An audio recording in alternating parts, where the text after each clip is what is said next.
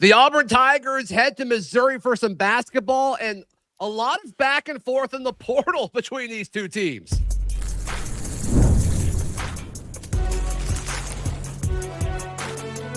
You are Locked On College Crossover, part of the Locked On Podcast Network.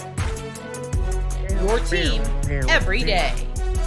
Yes, welcome on into the special crossover edition of Locked On Auburn and Locked On Mizzou. He's John Miller, host of Locked On Mizzou. I'm Zach Blackerby, host of Locked On Auburn. And thank you guys so much for making Locked On Auburn your first listen every single day. We'll talk basketball, but I want to start with portal stuff, John, because 'tis the season to be portaling. You guys got 3 Auburn Tigers. We have added Nate Johnson, the backup edge for Mizzou. And if you don't mind, I want to say, I think you're really going to like the guys you got. Horatio Fields, Robert Woodyard, Kinsley Lador-Faustin. I think all of those guys make a ton of sense to be SEC players. Well, that's fantastic news. It seemed to me that Robert Woodyard Jr. in particular, I think you'll agree with me here, but about as good of a plug-and-play replacement as you could have there as an off-ball linebacker for Josiah Trotter, who was an excellent player in the league. But, boy, Woodyard Jr. in particular in the Missouri game I thought was tremendous too. So, yeah, I think that's about as good a replacement as Missouri could have found, don't you? Yeah, I think so. And a guy who's willing, a guy who has gotten better, a guy who's been patient. And then he just got put in a situation where Auburn's linebacker room is really, really good. Auburn's got a lot of questions about the roster. Linebacker is not one of them. And Auburn had a true freshman, Elijah Melendez, kind of emerge down the stretch there. And I think Woodyard kind of felt him breathing behind him a little bit. And then obviously, Xavier Atkins was one of the best linebackers in the SEC, heck, all of college football this past season. So he wants to go be the guy. I don't know if Missouri's setting him up to be the guy at linebacker or not, if he'll be one of the guys. But I think he will for sure be one of the 2 starters, along with Nick Rodriguez, who played a really good Gator Bowl, was probably one of the few bright spots for Missouri in that game. And it's interesting you're sort of talking about, well, they had some young players emerge. It's just interesting in the portal, there is no hard salary cap or any type of salary cap, but there is something called reality. Eventually you do run out of other people's money, whether it is in government or it is in athletic departments. So I do think it's interesting that you do have to make choices like that. I think obviously Woodyard Jr. fits an obvious need for Missouri. Maybe Auburn felt like, hey, just cost-wise, maybe we need to use some of our resources at other positions. I just find those trade-offs really interesting. Yeah. Horatio Fields, I mean, assuming he's okay from his injury, big-bodied receiver, nice catch radius on the outside, just solid possession receiver. And then Kinsley Lador-Faustin, I didn't expect him to play a ton this past season.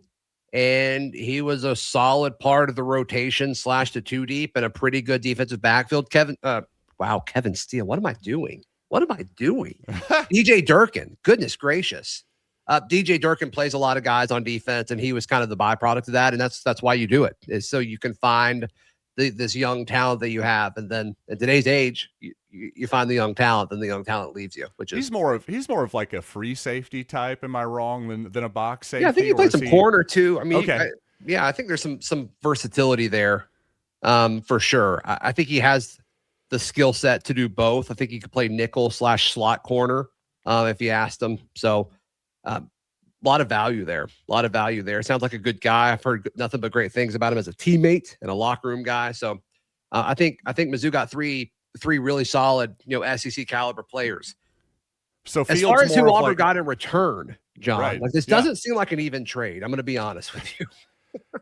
Well, indeed. The good thing it's not an actual trade. That's not how this works. This isn't an actual transaction here. But yeah, just getting Nate Johnson. It's interesting. Johnson was a guy who we were discussing off air. I think if you're Auburn, if he came directly from App State, you're more excited about him. But since he came from App State, made the stopover at Missouri, maybe you're less excited about him. You just see, single-digit tackles on the season, that type of thing. Yeah. Well, Nate Johnson did play. He played a little bit. I'll just point out to everybody that was a really strong edge room for Missouri last season. Damon Wilson is now heading off maybe to Miami or something. Boy, he's become quite the mercenary. I'll say that. He was a good player for Missouri last season. There was thought he was probably He's who going y'all to took go from Georgia, right? Exactly. He was Yeah. the former Georgia Bulldog and really had a nice breakout season for Missouri, along with Zion Young, a couple guys who are Zion Young definitely has exhausted his eligibility.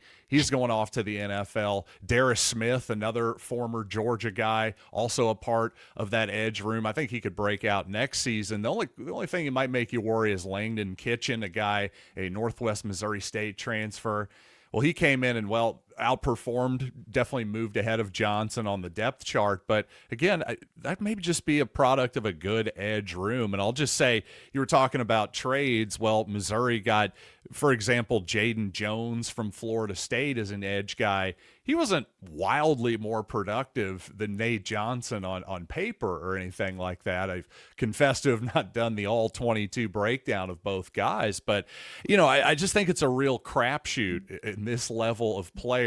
What kind of production are you going to get if you're Missouri, if you're Auburn? This is the part of the portal I actually don't love. I think it would be better maybe for all programs and even these players if they just stayed in the same spot and continued to develop in the system that they're already in versus just constantly chasing a bag and maybe chasing greener pastures that aren't necessarily there. Yeah. If you're Nate Johnson, you have to see this edge room that Auburn has, and it's like there's not a lot there. They're bringing back Jared Smith. Yeah, former 5-star guy who played some, and when we saw him last year, he was electric. He was just behind guys who are going to get drafted in a few months. And so Jared Smith announced he's coming back, which is wild that if you're staying, you get a graphic, but it's super helpful from a content standpoint. So we appreciate that. But the aspect of Jared Smith coming in, it's like, okay, Nate Johnson, a senior, and everybody else in that room as of right now, Jared Smith is a true sophomore. Joe Phillips is a sophomore. JJ Falk is a redshirt freshman. And then they're bringing in Chris Wells as a true freshman, which I don't know if he has that much of a path to playing time this year. Like they're not, there's no way they're done in that room. I just can't imagine that being the case.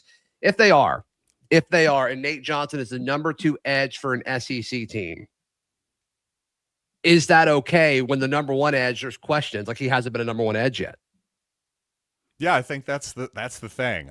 That's the thing. You have to really project forward, and you have to trust your evaluation a lot. You have to trust your physical evaluation almost more than your film evaluation, because at least last season there wasn't much film there. I don't know what you're hanging your hat on. You almost have to go back to the App State thing. You have to look at him physically and think, well, what can our strength and conditioning people do with him? What can our defensive line? Well, that's the thing. I mean, almost anybody in this league who is going to draw interest from not just one SEC team, but then another year, and especially, hey, that's a heck of an Auburn and Missouri defensive line here the last few seasons, in my opinion. Certainly Auburn was an excellent defense, especially that front last season. Missouri and Ahmad Hardy saw it. So, I think it's an interesting move, and he's an interesting guy. Obviously, he's betting on himself. He's not going down a level by any stretch of the imagination.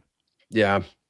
Yeah, I did make my Auburn as Missouri's AAA franchise jokes. That was a joke, Auburn people. It was a joke. I'm sorry. We'd be doing the same thing. So I get it. I totally get it. All right. Auburn heads to Mizzou to take on Tiger versus Tiger in some Wednesday night basketball action. Let's preview that in just a moment, right here on this crossover edition of Locked on Auburn and Locked on Mizzou. Today's show brought to you by our friends at Wayfair. Wayfair is the best place to buy. I mean, they've got all kinds of stuff. John Miller. Absolutely. A guest that regularly comes on, he bought his sink from Wayfair. Wow. I didn't know you could get plumbing there too. They really do have everything. That's incredible. Yeah. And obviously they've got the bedding and they've got, new decor to freshen things up for spring and all of that. They've got everything over at Wayfair, and you're going to spend less money. Let's don't overthink this, people. Absolutely. Get organized, refreshed, and back on track this new year for way less. Head to wayfair.com right now to shop all things home. That is wayfair.com. Wayfair, every style, every home. Today's show also brought to you by our friends at Game Time. Game Time's the best place to buy tickets. It's not even close. John Miller. Can you imagine buying tickets anywhere other than with our friends at Game Time? I think that would be quite foolish, and listing them as well. Heck, I've used Game Time before. It's very easy to just transfer the tickets to the people you're going with, too. I bought them, transferred it to them, easy peasy. Yep. I love it. I absolutely love it.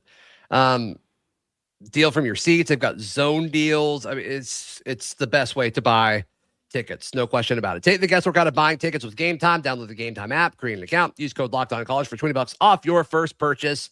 Terms apply. Again, that is code LOCKEDONCollege for $20 off. Download the Game Time app today. Crossover edition of Locked On Mizzou and Locked On Auburn. John Miller, Zach Blackerby here with you. You know, it's so funny the impact one game can have, because Auburn starting 0-2 in conference play, 2 heartbreaking losses, John, 2 just devastating losses. Yep. And then they host a really good Arkansas team. They had the number 15 by their name, like nationally ranked, nationally respected. And they came into Neville, and Auburn just ran him out of the gym. Like it was never even really competitive. And so now all of a sudden we're back, right? Yeah, I mean, it's just, right. I mean, that's just the game of basketball, the ebbs and flows. You guys start out SEC play really hot, and then y'all drop one. It was Ole Miss, right, over the weekend. Yep, just this past weekend. Yeah, so curious to see kind of what the feeling is for both of these teams going into this one, and what is going to be an important game when it comes to standings. Also, because I don't think anyone in the SEC really knows who's actually good and who's actually bad yet.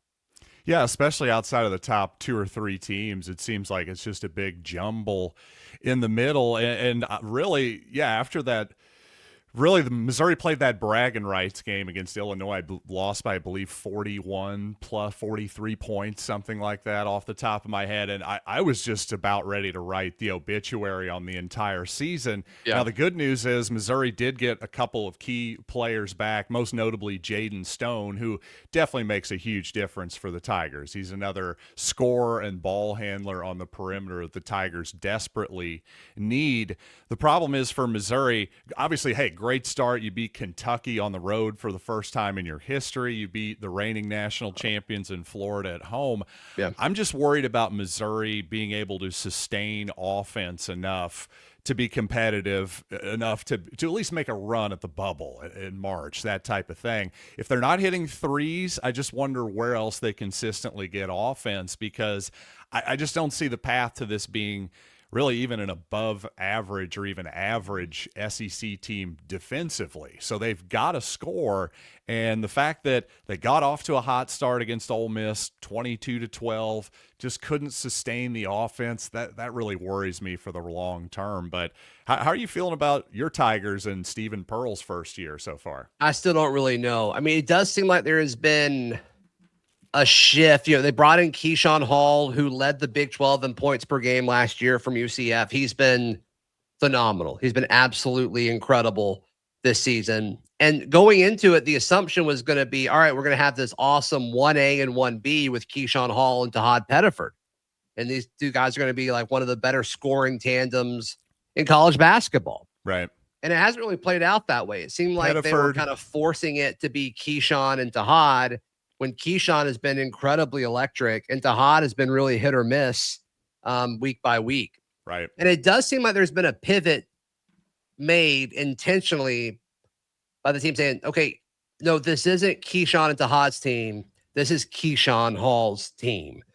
And he's had back-to-back 30-point games. First time forever Auburn's had a guy do that. And so I do think you've seen a little bit more of an identity on offense. Right. And because of that, you've seen other guys, not Tahad Pettiford, step up, with a Kevin Overton, who they brought over from Texas Tech. Keyshawn Murphy, who they brought over from Mississippi State. He's kind of stepped up as well as the big man. I love that. Yeah. Double Don't even Keyshawn spell him for the sure. same way. That's the best. And then Philip Jovic is a guy they brought over from Europe.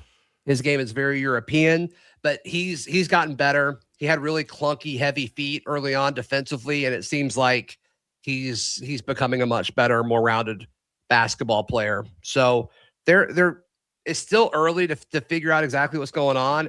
You were talking about Missouri scoring.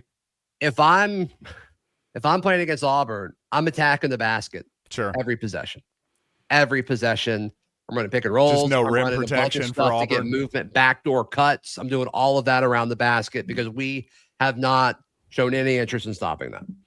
Well, the numbers say that Auburn is, as usual, at least since the Bruce Pearl era, they're once again one of the elite offensive teams in the entire country, but the defense that they played under Bruce, that just isn't there. At least that's what I'm seeing statistically there. So that's accurate. I mean, really, you could be in for a shootout here. This game could get into the 90s, I think, pretty easily. I think 80s is a pretty safe bet. I think that both these teams could get into the 80s here. So I don't think we have an over-under here over at FanDuel at the moment. But I'm just telling you that's the kind of basketball game I think we're going to see here. And it'll probably just come down to who hits their threes. I hate to be too simplistic, but that may well be what it comes down to in this basketball game. Who hits their free throws, all that kind of stuff. And well, Missouri's been a pretty terrible free throw shooting team so far, and Auburn's been just okay.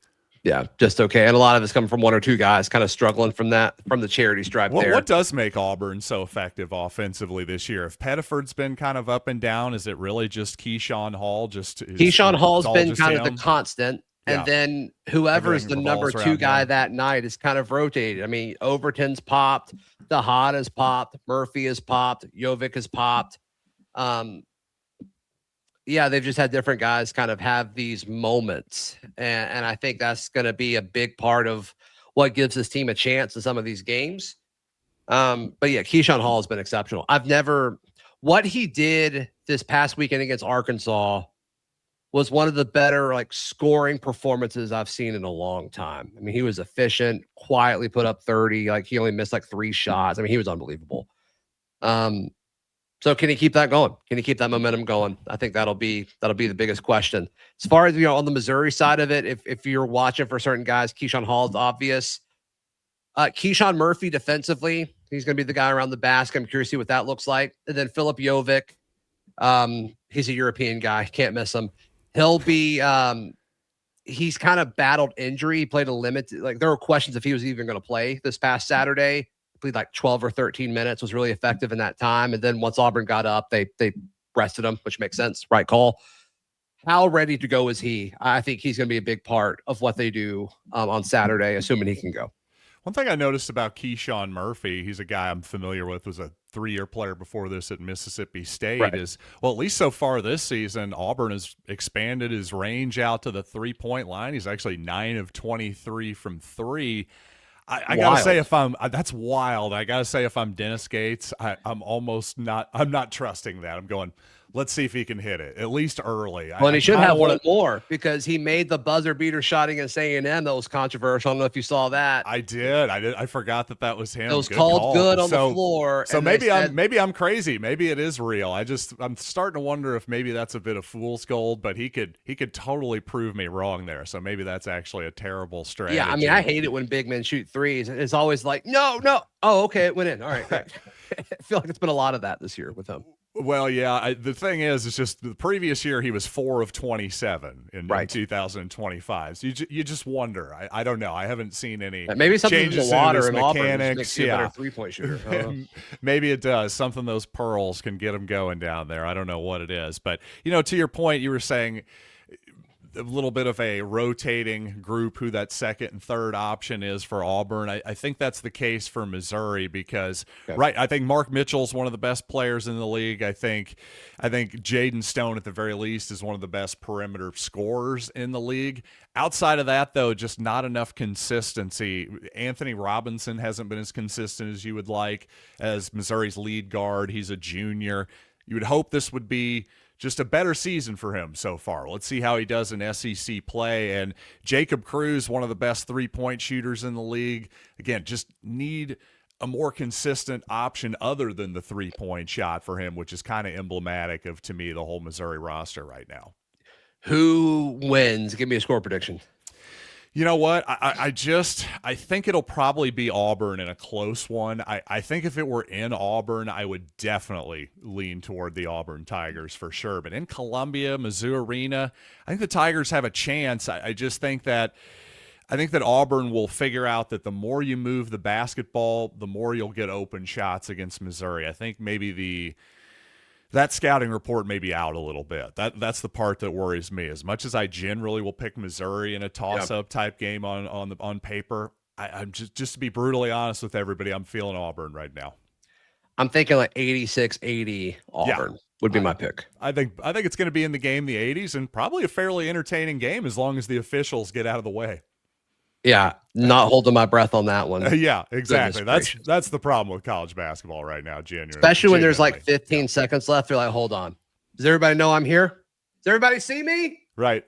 Does everybody see me? I'm calling the game. It's ridiculous. Ugh. It's ridiculous. Awful. John, for all the Auburn folks watching, if they want to follow, the Auburn Tigers that have now playing for the Missouri Tigers, what's the best way to check out everything you've got going on? I'm sure they can't wait. And yeah, absolutely. Yeah, YouTube, Locked On Mizzou, and wherever you listen to the podcast as well. Realistically, you probably want me in short form, right? So check me out on TikTok, Instagram, Facebook, all that good stuff at Locked On Mizzou. Yeah, however you consume Locked On Mizzou, you can find Locked On Auburn there as well. For John Miller of Locked On Mizzou, I'm Zach Blackerby of Locked On Auburn. This has been a crossover edition of Locked On Mizzou and Locked On Auburn, presented by the Locked On Podcast Network.